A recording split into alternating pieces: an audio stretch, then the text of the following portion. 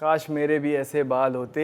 सिलसिला का डायलॉग याद आ रहा है, ये रात है या तुम्हारी जुल्फें खुली हुई हैं, ये रेशमी जुल्फों का। चल भाई गंजे से अपनी सीट पे बैठ। अच्छा चलो बोल ही रहे तो चल शो शुरू स्टार्ट करते हैं, कर यार। चलो।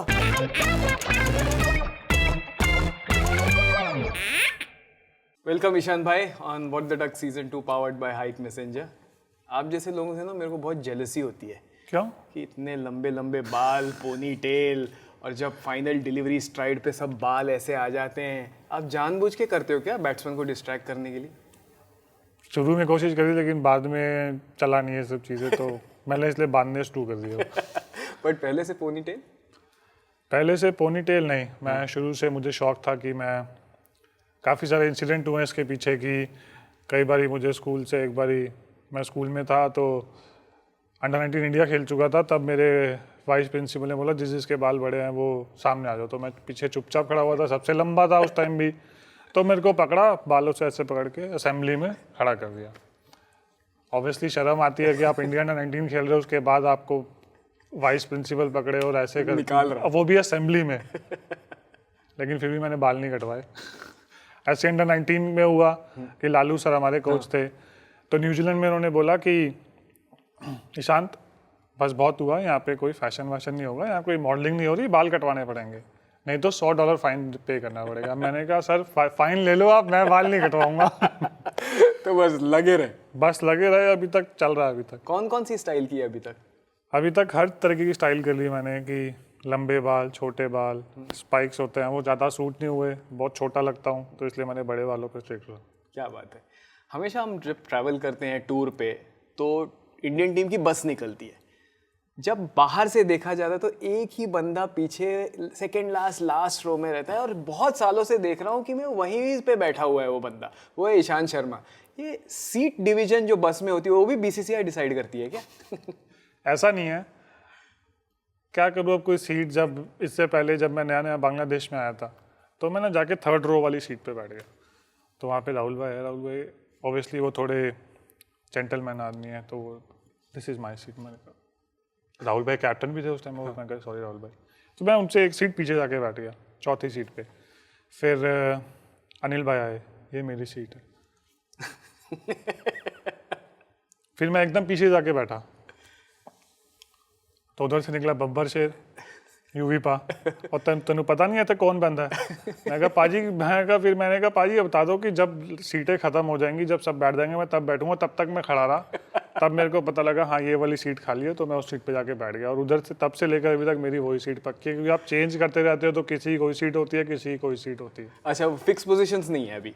अभी मेरी फिक्स हो गई है, मुझे इतना पता है कि मेरी वही सीट है, मैं आऊँगा तो मैं वहीं बैठूंगा, सबको पता है। अब खैर सबकी अपनी अपनी फिक्स सीट है, सब अपनी अपनी सीटों पर बैठते हैं। सो स्कूल में बैक बेंच, बस में भी बैक बेंच? बिल्कुल, स्कूल में भी बैक बेंचर ही थे, तभी तो पीछे से भी दिख जाते थे, आगे बैठेंगे तो पीछे वाले बच्चे नहीं दिखेंगे। ईशान शर्मा का नाम लो तो रिकी पॉन्टिंग का नाम अपने आप आ जाता है, और वो जो स्पेल आपने किया था वो माइंड ब्लोइंग था। मगर आपके स्पेल का क्रेडिट एक बंदा और लेता है, वीरेंद्र सहवाग। क्या स्टोरी थी उस स्पेल के पीछे? जो वीरू भाई की ऑब्वियसली की नाम था, क्यों था? क्योंकि वीरू भाई के अंडर में खेला था, उसी साल मैं रणजी ट्रॉफी खेला था, तो वीरू भाई को पता था कि मैं लंबे लंबे स्पेल डाल सकता हूँ। तो वीरू भाई मेरे से बोलेंगे कि 6 ओवर होते थे कि अभी तू बात में, नहीं वीरू भाई बॉलिंग करूँगा मैं। तो उनको पता था कि ये लंबे लंबे स्पेल डाल सकता है। कि एक बार ऐसे हम हिमाचल में खेल रहे थे, तो उस टाइम मैंने लगातार 12 ओवर का स्पेल फेंका। हम विजयवाड़ा खेल रहे थे तो मैच फंसा हुआ था, तो टी से end of the days play तक मैंने पूरे 15 ओवर फेंक दिए। 15 ओवर लगातार। तो जब वो स्पेल हुए तो जैसे कि अनिल भाई को लगा हुआ है कि इंटरनेशनल मैच चल रहा है, ऑब्वियसली इसमें इंटेंसिटी ज़्यादा हाई होती है, तो मैंने 8 ओवर ऑलरेडी फेंक दिए थे। तो उनको लगा कि अगर मैं, उससे पहले ऑलरेडी जैक इंजर्ड हो गया था मेलबर्न टेस्ट मैच में, तो उनको लगा कहीं ये भी इंजर्ड हो गया तो फिर बॉलर से हमारे पास बैकअप नहीं है। तो लेकिन वीरू भाई ने कहा कि नहीं, ही इज़ यूज्ड टू, तो उसको आप बॉलिंग दो। तो अनिल भाई ने मुझसे पूछा एक और डाले क्या? मैं अनिल भाई मैं तो और भी डाल दूंगा, मुझे क्या फ़र्क है, बॉलिंग करनी आती है, बॉलिंग कर देंगे। तो उस टाइम मैंने उसको आउट किया। तो वीरू भाई ने अनिल भाई के साथ जो कम्युनिकेशन थी वो अच्छे से करी, कि उनको पता था कि मैं लंबे स्पेल्स डाल सकता हूँ। तो वो जो डिसीजन था दैट वाज द की। क्योंकि वीरू भाई को लगा उस टाइम और अनिल भाई को भी लगा कि मैं उसको अनकंफर्टेबल कर रहा हूँ कि उसको पता नहीं चल रहा था कि मेरी कौन सी बॉल इन स्विंग हो रही है, कौन सी नई बॉल हो रही है, जो कि मुझे भी नहीं पता था उस टाइम। तो मैं बस आ रहा था अपनी बॉलिंग कर रहा था और साथ में मेरे पाजी खड़े थे। तो पाजी मुझे बस एक चीज़ बोलते थे, कह रहे कुछ नहीं करना, जो कर रहा है वो करता रहे, कुछ ट्राई नहीं करना तूने, ना बाउंसर ट्राई करनी है ना कुछ करनी, जो तू उसको बोल रहा है बोलता रहे, लेकिन बॉलिंग में कुछ ट्राई मत करिए। मैंने कहा जी पाजी, अब भगवान आपको ये बोल रहा है तो आप कैसे चेंज कर सकते हो। मगर मैंने ऐसी भी स्टोरी सुनी है कि आपने भी रिकी पॉन्टिंग को स्लेज किया। स्लेज तो काफ़ी लोगों को किया, लेकिन थोड़ी बहुत तो चलती रहती है, तो हीट ऑफ द मोमेंट है। But Ricky Ponting obviously is one of the greats of the game. तो काफ़ी सारी चीज़ें होती हैं कि आप हीट ऑफ द मोमेंट, और उस टाइम आप यंगस्टर होते हो तो आपको रियलाइज़ नहीं होता कि रिकी पॉन्टिंग आप, क्योंकि आप जब क्रिकेट खेलते तो आपके हाथ में बॉल है, उसके हाथ में बैट है, तो अब जो भी बैट्समैन होगा वो थोड़ी तो बात सुनेगा ही बॉलर से। वीरूपा जी को कल मैंने पूछा कि ईशांत शर्मा को क्या सवाल पूछो, तो उसको वो पूछ अपने उसके बैटिंग के बारे में। तो मैंने क्या बैटिंग में, बोलते हुए 60 यार्ड के शॉट मारता है मगर हवे में मारता है। बैटिंग की कोई एक्सपीरियंस होगी पाजी के साथ? वीरू भाई के साथ वो है, हम श्रीलंका में खेल रहे थे, तो वीरू भाई 198 पे खेल रहे थे, तो मेंडिस की 2 बॉल बची थी और उस टाइम मेंडिस ने आतंक मचा रखा था कि जो भी आए आउट आउट आउट। तो वीरू भाई मेरे से पूछते खेलेगा, मैं कहा वीरू भाई इसको तो आराम से खेलूंगा। कह रहे ओपनिंग तो ही करियो अगली बार से। क्या बात है। बट आपकी बैटिंग काफ़ी अच्छी हुई है, वीवीएस लक्ष्मण के साथ partnership, mind blowing batting performance, वो भी अगेंस्ट ऑस्ट्रेलिया। एक्चुअली उस टेस्ट मैच से पहले उसका इंसिडेंट ये था कि मैं बैटिंग कर रहा था, जो वीरू भाई बोलते हैं कि मैं 60 यार्ड भी नहीं टप पा रहा था। तो उस सीरीज से पहले ना मैं काफ़ी बैटिंग की प्रैक्टिस करता था, गैरी मुझे लेके जाता था, गैरी मुझे कहता नहीं you have to bat, you have to bat, you have to bat, you have a talent to bat, you know you can be a good middle order, sorry lower order batsman. तो मैं practice करता था serious serious serious, कोई bouncer मारे तो कोई duck करता है, कोई सब कुछ करता है, मेरी शॉट हवा में जाती थी। तो इसलिए वीरू भाई ने बोला कि उसकी शॉट 60 यार्ड भी नहीं और ऊपर 60 यार्ड जाती है, ग्राउंड में 60 यार्ड नहीं जाती। तो उसी टेस्ट मैच से पहले तो गैरी ने मुझे बोला, एक दिन पहले प्रैक्टिस हमारी खत्म हुई, मैं बहुत थक गया था, बॉलिंग वगैरह हुई, तो गैरी ने मुझे कहा कि I think you should bat. Sir Gary no I can't bat, I think I am done, I can't bat any more with you. See then he told me, see you can't get away with the results, ठीक है, so you have to work hard, whatever you doing keep working hard. तो उसने specially मुझे practice कराई tennis ball से, racket से, bouncers की, क्योंकि उस टाइम मिचेल जॉनसन भी था, Hilfenhaus, Peter Siddle, even he was bowling quick. तो ये सब हुआ। तो उसके बाद गैरी ने मुझे स्पेशली, जब नेट खत्म हो गया था, स्पेशली उसने 1-on-1 लोग, मतलब टीम जा चुकी थी और हम 1 घंटे तक सिर्फ बैटिंग की प्रैक्टिस करते, जो बॉलर है वो बैटिंग की प्रैक्टिस कर रहा था। क्या बात है। तो मतलब मुझे भी थोड़ा अचंभा लगा कि ये सब कैसे हो रहा है। बट लक्ष्मण के साथ जो पार्टनरशिप हुई, क्या बात हो रही थी? लक्ष्मण भाई के साथ जो पार्टनरशिप हुई, उस टेस्ट मैच में भी मैं इंजर्ड हो गया था फर्स्ट इनिंग में, मेरी नी में दर्द हुआ, मेरा आईटी भी टाइट हुआ। तो सेकंड इनिंग में जब मैंने बॉलिंग करी, मैंने हर एक सेशन में 1 इंजेक्शन ले रहा था अपने नी में। अरे बाप रे। तो मैंने तीन सेशन में 3 इंजेक्शन लिए, मैंने बॉलिंग करी। फिर नाइट वॉचमैन जब आता है तो मैं इधर देखा जाता है।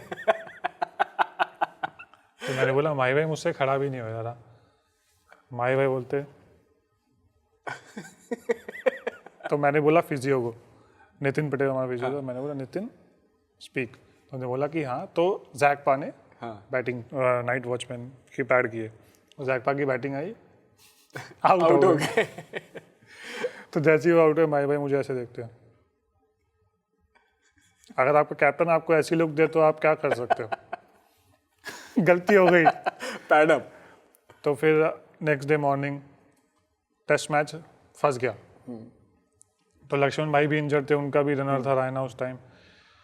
तो जब रायना रनर था तो लक्ष्मण भाई और हम बैटिंग कर रहे थे। तो लक्ष्मण भाई जब मैं बैटिंग करने गया, लक्ष्मण भाई ने कहा ठीक है, मैंने कहा हाँ एकदम ठीक हूँ, कह रहे ठीक है। तो रायना भी था, रायना कहता कि देख लक्ष्मण भाई की कॉल पे नहीं भागना, जब मैं मेरे को देखता रहियो, जब मैं कॉल करूँगा तभी भागना है। तो लक्ष्मण भाई मेरे को कहते कि जनरली जब बैट्समैन और लोअर मिडल ऑर्डर खेल रहा होता है तो 4 बॉल बैट्समैन खेलता है और 2 बॉल टेल एंडर को दी जाती है। तो लक्ष्मण भाई ने कहा कि नहीं हम सिंगल लेंगे। मैं कहा हाँ लक्ष्मण भाई लेंगे। तो थोड़ी देर बाद ना मिचेल जॉनसन बाउंसरों पे आ गया। मतलब एक वो मारे तो इधर से सीटी बजे, एक मारे इधर से सीटी बजे, और वो मतलब उसने लिटरली 6 की 6 मारी मुझे बाउंसर। मैंने कहा लक्ष्मण भाई अब इसको आप ही झेलो, मेरी बस की तो नहीं है, तो मैं बैटिंग कर रहा हूँ, लड़ाई पे आया हूँ। तो फिर लक्ष्मण भाई ने कहा हाँ ठीक है, मिचेल जॉनसन आएगा तो मैं खेलूंगा, बाकी आएंगे तो तू खेल लियो। मैंने कहा हाँ ठीक है। तो ऐसे हमारी पार्टनरशिप हुई। तो वो एक्चुअली कि जो लक्ष्मण भाई ने मेरे ऊपर कॉन्फिडेंस दिखाया और जितना उन्होंने बिलीव दिखाया वो काफ़ी अच्छी चीज़। आपकी अभी नई नई शादी हुई है, फास्ट बॉलर की शादी है, बड़ी शादी है। शिखर भाई ने बताया कि हम लोग क्रिकेटर्स काफ़ी मेहनत करते हैं अपनी वाइफ को पटाने के लिए। उन्होंने फेसबुक का यूज़ किया प्रॉपर तरीके से, बोले कि 1 साल लग गया, रिक्वेस्ट ही एक्सेप्ट नहीं की। आपका भी कोई इंटरेस्टिंग एक्सपीरियंस हुआ होगा। बास्केटबॉल प्लेयर है आपकी वाइफ, टॉप लेवल। शिखर को 1 साल लगा, मेरे को 2 साल लगे थे। और मैं अपनी वाइफ से मिला कैसे था कि ना, मैं मेरी वाइफ की सिस्टर और मेरे दोस्त ने एक टूर्नामेंट ऑर्गेनाइज कराया, तो मेरे को उसमें चीफ गेस्ट बुलाया। तो मेरे वाइफ का ACL टूटा हुआ था, तो उसके ब्रेस लगा हुआ था नी में, तो वो स्कोरिंग करी थी। अगर आप क्रिकेट में देखो तो स्कोरर कैसे होते हैं कि बुढ़े से होते हैं, कोई पान खा रहा है, कोई कुछ कर रहा है, स्पेशली लोकल टूर्नामेंट में। और मेरी वाइफ स्कोर बोर्ड चला रही थी ऐसे ऐसे करके। मैंने अपने दोस्त से बोला यार यहाँ तो स्कोरर भी बड़े सुंदर होते हैं। तो मेरे दोस्त ने बोला भाई तू यहाँ बोल रहा पागल, वहाँ मत बोलियो, क्योंकि मेरी कहते कि ये जो हमारे साथ टूर्नामेंट ऑर्गेनाइज करा रही है उसकी सिस्टर है। हाँ। मैंने कहा ओहो। तो मेरे को थोड़ा रियलाइज़ हुआ कि नहीं भाई थोड़ा शांत होना चाहिए। तो शुरू में मेरी वाइफ को मैं बिल्कुल ही पसंद नहीं था, क्योंकि हम क्रिकेटर हैं। वो उसका ये कहना है कि वो भी कंट्री रिप्रेजेंट करती है, हम भी कंट्री रिप्रेजेंट करते हैं, तो हमें ज़्यादा लाइमलाइट क्यों मिलती है। अच्छा, तो टिपिकल प्रॉब्लम जो होती है नॉन क्रिकेटर की क्रिकेटर के अगेंस्ट। हाँ। बट इसमें हम क्या कर सकते हैं, हम तो सबके साथ ही अच्छे हैं। ये भी ठीक है। तो फिर मेरी वाइफ के साथ तो जब as a person she get to know about me कि मैं वैसा घमंडी लड़का नहीं हूँ जैसे कि वो सोचते हैं, कर लेते हैं। कि मतलब एक इमेज बन जाती है कि क्रिकेटर नहीं, ये वो ऐसे होते हैं, वो वैसे होते हैं। तो जब हमारी बातचीत स्टार्ट हुई तब जाके मुझे उन्होंने समझा, जाना, पहचाना कि नहीं ठीक है, he is decent, then only we get together. अच्छा, तो अभी इक्वल हो गया सब। अभी थोड़ा बहुत है, लेकिन अभी भी थोड़ा बहुत चलता है कि वो कहते हैं कि बास्केटबॉल ज़्यादा मुश्किल है, मैं कहता हूँ नहीं फास्ट बॉलिंग ज़्यादा मुश्किल है। तो वो एक्सप्लेन करना पड़ता है क्यों मुश्किल है। मैं कहा बास्केटबॉल में आपको भागना है, जंप करना और बास्केट मारनी है। ये इंटरव्यू देख लिया। और तो कह रही बॉलिंग में क्या है, भागना है, टेढ़ा होना और बॉल फेंकनी है। मैंने कहा भाई साहब बॉलिंग की biomechanical it's a toughest thing कि जो आपकी बॉडी के लिए बनी नहीं है, अननेचुरल है कि आप भागते हो, रुकते हो, पैर पे लोड आता है, फिर आप बॉडी ट्विस्ट करते हो, फिर बॉल फेंकते हो। तो अब इमेजिन करो कि इसमें बायोमैकेनिकली कितनी सारी चीजें आपकी बॉडी के हिसाब से नहीं है जो होती है। आपको क्या करना है उसके लिए, तो आप बॉडी हमारी बनी भागने के लिए, हम भागेंगे, जंप करेंगे और बास्केट मारेंगे। और तो स्लैम डंक के लिए हाँ, वो फिर कहती कि एक बारी मार के देखो। तो मैं उसके साथ एक बारी खेलने गया था। तो ना उसने मुझे भागते भागते, ये देखो अभी हम खेलने गए थे, तो उसने मेरे को भागते भागते एक कोनी मारी, और उसने उसकी इंटेंट भी नहीं थी मारने की, उसने जस्ट मुझे ऐसे कोनी मारी और मेरे इधर लगी। मैंने कहा ये फाउल है कि ऐसे फिजिकल नहीं होना। कह रहे हम खेलते फिजिकल गेम है। इससे तो ऑस्ट्रेलिया की स्लेजिंग अच्छी है। मुंह से बात करो। फिजिकल हाँ, एक तो मेरी बीवी को वो सो कॉल्ड राजपूत बहुत ज्यादा हुआ है कि नहीं भाई हम राजपूत हैं, और खेलने में भी वो एकदम फुल एग्रेसिव। अरे बाप रे, तो आपको टफ टाइम है घर पे। हाँ, मैं अभी थोड़ा ट्रेनिंग वेनिंग कम कराता हूँ उसको। पर आपकी माइंड ब्लोइंग एक परफॉर्मेंस थी लॉर्ड्स में 7 for 74। वहाँ पे माही भाई और आपकी जो केमिस्ट्री थी वो माइंड ब्लोइंग थी, क्योंकि पहली बार हम देख रहे थे इंडियन फास्ट बॉलर शॉर्ट बॉले डाल रहा और विकेट मिल रही है। इतनी खुशी हुई पूछो मत। उसमें भी मैंने कुछ सीखा ही है कि वहाँ पे इंग्लैंड में कैसा होता है कि इंग्लैंड में लोग सोचते हैं कि नहीं फास्ट बॉलर है, इंग्लैंड में ड्यूक्स का बॉल होता है, बॉल स्विंग होता है, अच्छा आप आगे से आउट करते हो। क्योंकि फर्स्ट इनिंग में भुवी ने ऐसे ही 6 विकेट लिए थे। जब मैं बॉलिंग करने आया तो मैंने भी शुरू में कुक कोरियन बेल ऐसे आउट किए थे, और 80 ओवर का पुराना बॉल हो गया था, बॉल एकदम ख़राब, सीम फट गई, सब कुछ हो गया, आउट नहीं हो रहे, और टेस्ट मैच जीतना था। तो माही भाई ने बोला देख लंच होने वाला है, 1 ओवर बाउंसर ट्राई कर, क्योंकि बॉल ख़राब है, कुछ भी नहीं हो रहा। मैंने बोला माही भाई इंग्लैंड है, कहाँ बाउंसर? कह रहा अबे कर तो सही। मैंने कहा चलो ठीक है। तो हमने मोइन अली को बाउंसर मारी, और मोइन अली लास्ट बॉल थी लंच की, उस पर आउट हो गया। करेक्ट। ठीक है, फिर मैट पर आया। तो मैट पर जब आया तो मैंने बोला माही भाई नई बॉल लेते हैं। कहे रुक जा, क्या पता बॉल रिवर्स हो जाए, कुछ पैड वैड पे लग जाए। तो नहीं लगी पैड पे, तो कह रहे पुरानी बॉल से बाउंसर मार। मैंने कहा माही भाई अभी तो आया, क्या कर रहे हो यार?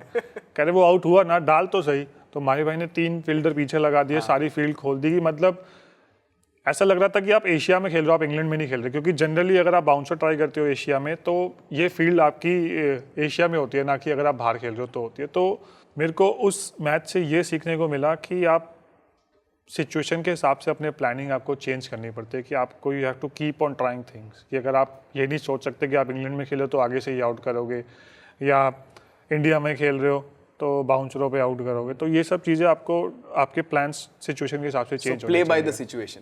ईशांत शर्मा द बॉलर, कभी कभी ऐसा नजर आता है, स्मिथ के साथ तो आप तो वायरल हो गए, आपकी जो इमिटेशन थी, मगर स्टीव स्मिथ के साथ आपने कुछ कुछ बातें कर रही थी, हमें लग रहा था कि कुछ हो रहा है, कुछ हुआ? बहुत कुछ होता है फील्ड पे। तो खैर ये इंसिडेंट जो स्टार्ट हुआ हमारा पुणे से बेसिकली, कि हम पुणे में जो पहला टेस्ट मैच खेले थे ऑस्ट्रेलिया से, तो मैं बॉलिंग कर रहा था, तो वो जब भी वो 1 रन ले तो वो बोले वेल बोल्ड माइक, और वो बोलता मुंह में था, उसका एक्सेंट लगता, ऑस्ट्रेलियन एक्सेंट समझना थोड़ा टाइम लगता। तो वो 1-2 बार बोला, उसके बाद मेरे व्हाट आर यू सेइंग, तो कहता कि I am just saying well bowled Mike. तो मैं उस टाइम चला गया, क्योंकि मैं बॉलिंग पे ध्यान दे रहा था, हमें फील्ड प्लेसमेंट इधर उधर। तो फिर सेम चीज़ स्टार्ट हुई बैंगलोर में, तो उसकी कुछ बातचीत हुई विराट के साथ, तो ड्रिंक्स ब्रेक हुआ। तो ड्रिंक्स ब्रेक में मैंने उसको बोला कि now you are saying well bowled, why didn't you tell me this when I was bowling in Australia, at that time you were cursing me. ऐसे बोल दिया? हाँ, जो फैक्ट है, क्योंकि ब्रिस्बेन में उसने 100 बनाया। हाँ। तो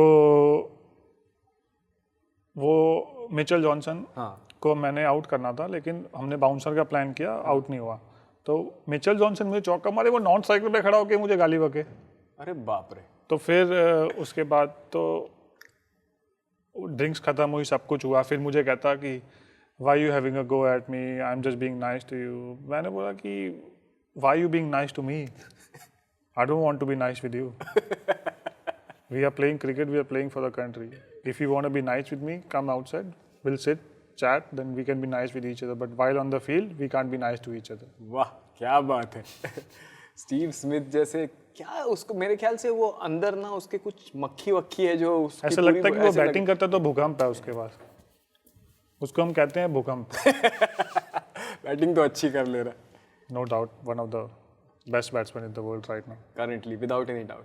आपने विराट कोहली की बात की, तो विराट कोहली का एक इंटरव्यू है जहाँ पे उन्होंने पब्लिकली कहा है कि ईशांत शर्मा को कहीं भी देख लो कुछ ना कुछ खाते हुए मिलेगा आपको।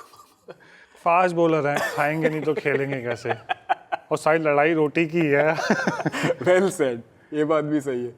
तो हम अंडर 19 में, सॉरी टू से, बट विराट कोहली को ये भी दिखाना चाहिए कि भाई उस टाइम मेरे को उसकी वीडियो बनानी चाहिए थी, जब अंडर 19 डेज में वो हमको 150 रुपये डीए मिलते थे दिल्ली की तरफ से, और हम वो खाते थे, रोल होता था एक चिकन, मतलब वो इतना जंक होता था, उसके साथ में हम बंटा पीते थे, और वो 30 रुपये का रोल आता था, और वो मतलब पूरी रात तकलीफ देता था।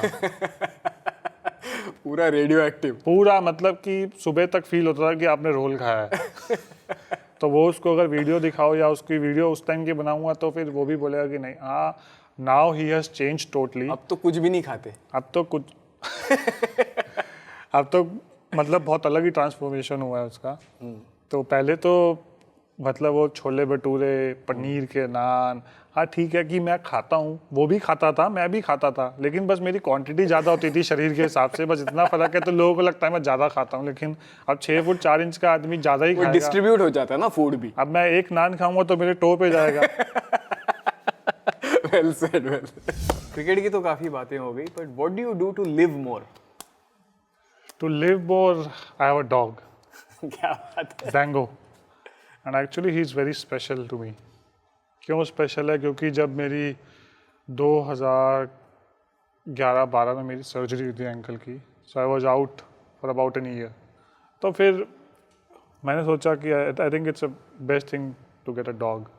तो मैंने जैंगो को लेकर आया, तो उस टाइम वो 15 दिन का था, तो मैंने उसको रूइयों में नहीं होते, तो उसमें कॉटन में रखा उसको। मैंने बच्चों की तरह से दूध की बोतल में दूध पिलाते हैं, मैंने उसको अपने हाथ से दूध पिलाया, उसको अपने हाथ से खाना खिलाता था मैं। तो उसको जब वो 2 महीने का हो गया तब, so even still he is really close to me, कि जब भी मैं घर जाता हूँ वो और किसी को पहचाने ना पहचाने लेकिन मुझे जरूर पहचानता कि हाँ भाई इसने मुझे खाना खिलाया था जब यही है भूला नहीं। यही है मेरी माँ जो मेरे को 15 दिन में लेके आई थी. Okay, on What the Duck Season 2 powered by Hike Messenger, we have a special segment. It's called Beamers. Where I'll be throwing beamers at you. I'm the fast bowler here. So you're gonna throw full tosses on my head now? But it won't hurt. Okay. These are questions. They may or may not make sense. आपको बस answer करते रहना है. Ready? If you could be invisible, who would you spy on? Chiku. Well done. Captain है, जरा संभल के. If not a cricketer, what would you be? Even I don't know, to be very honest. माँ के हाथ का राजमा चावल या बीवी के हाथ का कढ़ी चावल? भाई साहब क्या चाहते हैं क्या पहले बताओ. झगड़ा. नहीं. माँ के हाथ का राजमा चावल. Who is the most annoying cricketer on field according to you? Steve Smith. Who is the shortest teammate you've played with? Omkar गौरव, एक मुंबई का अंडर 19 में विकेट कीपर था. Apart from Lambu, what other nicknames do you get? बहुत सारे. मेरी बीवी मुझे खब्बू बोलती है क्योंकि मैं खाता बहुत हूँ. Who is the naughtiest teammate in Kings 11 Punjab? Gurkirat मान. आपके घने जुल्फों का राज क्या है? मेरा प्यार. Who is the worst dancer in the Indian cricket team? मी. चलो एक्सेप्ट कर ही लिया. If there was one advice you would give to Virender Sehwag, what would it be? Veeru भाई को एडवाइस देने की जरूरत है जरूरत नहीं है. तो मुझे भी क्या देनी है. How many points do you get for a slam dunk? None. My wife doesn't let me do a slam dunk. She always does. No points for that. If you have a choice to watch India's final World Cup match or wife's final basketball match, which one would you watch? India's final World Cup. If you could trade lives with anyone for a day, who would it be and why? Actually, I'm really happy with my life. I'm very satisfied. Who's your favorite night watchman? Me? Well done. Thank you very much. Thank you. Okay, this segment is called Bankable Player segment.